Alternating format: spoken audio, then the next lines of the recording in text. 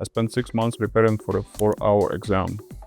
The thing that almost made me fail had nothing to do with how much I studied. I knew the material, I read the books, taken the practice test, reviewed my notes, but somewhere around hour 2, something broke down. And it wasn't my knowledge. It was my ability to take a decision and move on. That's when I realized I'd been training for the wrong skill entirely. Hello, I'm Zhenya, a project manager and information designer, and I studied systems that do not work. In this video, I'll show you the 2 skills that decide whether you pass a long multiple choice exam and why almost every piece of study advice trains only one of them. And the exam I'm talking about was a professional certification, 4 hours, around 180 questions, and nothing like most tests people are used to. These weren't recall questions where you either know the answer or you don't.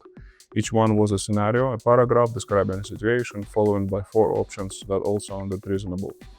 Here's what nobody tells you going in. You can know the material cold and still run out of time. You can second guess yourself into wrong answers. You can hit a wall at hour 3 where the brain stops firing entirely. None of that is a knowledge problem, and most study advice never touches it. There are 2 separate skills involved in passing one exam, and almost nobody talks about the second one. The first is content, learning the material, building the concepts, developing the vocabulary. Study guides, courses, and flashcards are all built for this. Almost all exam prep advice lives there. The second is performance under pressure, and that's the most important one in my mind. Keeping your decision quality steady across 4 hours, committing to answers without spiraling into doubt, staying sharp at questions 160 in the same way you were at question 10. Most people spend months on the first skill, almost nothing on the second. When well-prepared people fail long exams, it's almost never content. It's one of the 3 things. They run out of time, they change the right answer to a wrong one, or they collapse in the final hour.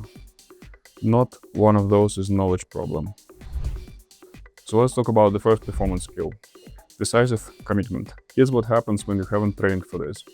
You read a question, you cut 2 wrong answers, you're left with 2 options you can't separate. So you read the question, then the options, you start building a case for both sides, and 4 minutes pass on a single question out of 180.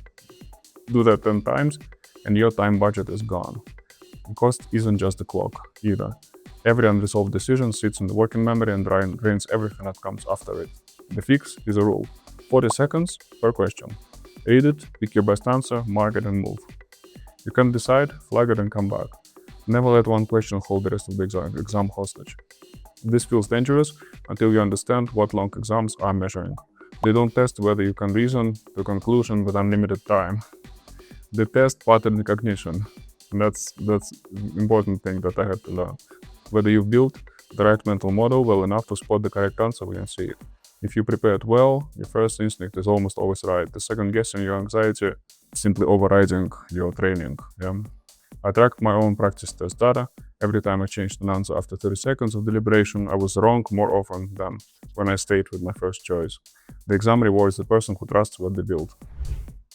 The second performance skill is dangerous calibration. And this one is counterintuitive. Most people train at the same difficulty level as a real exam. Same question count, same difficulty rating, same format. The problem is predictable. The real exam still feels hard because you've never gone past your ceiling. You only ever met it. The approach that works is overtraining.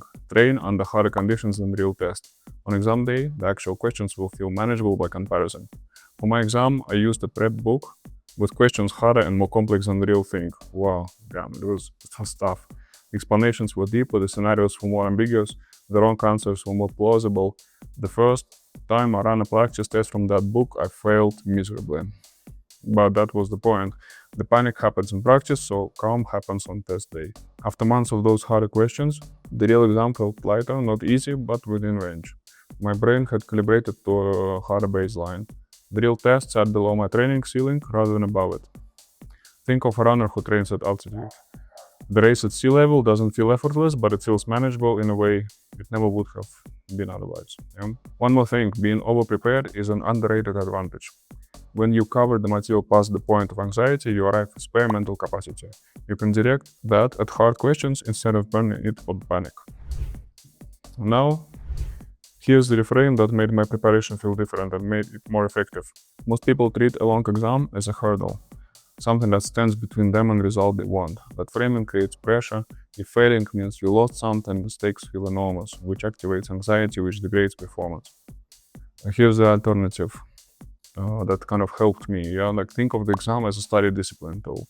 The real value of signing up isn't the result, it's what you now have a deadline, a structure, and a defined body of knowledge that forces you to study something that you would otherwise skip. Yeah, the exam creates a discipline.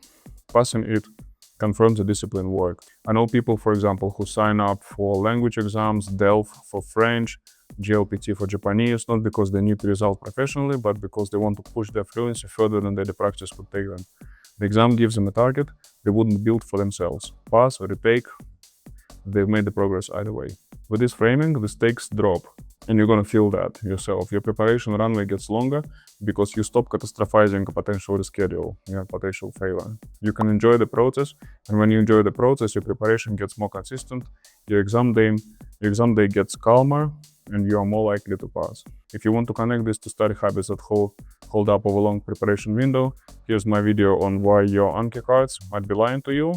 Picks up exactly where this leaves off. And okay, let's look at what it looks like in practice. You have two phases.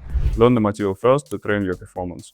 In phase 2, run timed with a stopwatch, full-length test, use harder material than the real exam, apply 40-second rule on every question, and track how often changing your first answer helps versus hurts.